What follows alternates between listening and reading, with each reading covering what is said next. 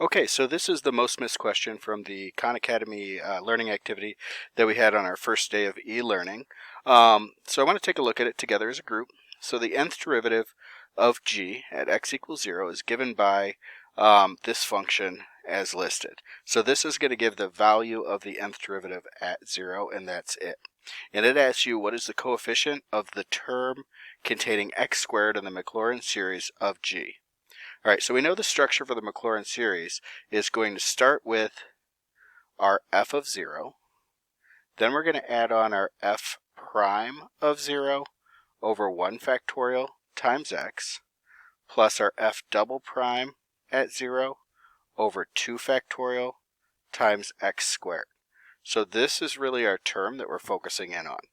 All right, so if I take a look at that structure, first thing I'm going to need is I'm going to need the second derivative of g, all right, at 0.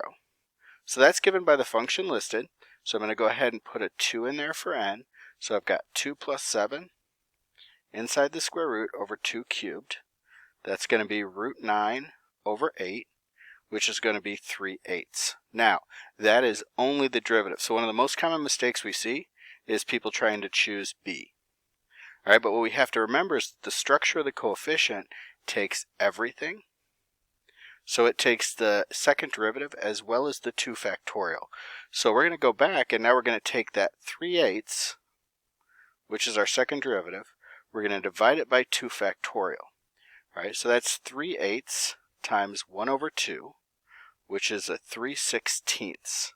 All right, and 3/16 is choice D, and that would be our correct answer for this question. All right, thank you very much.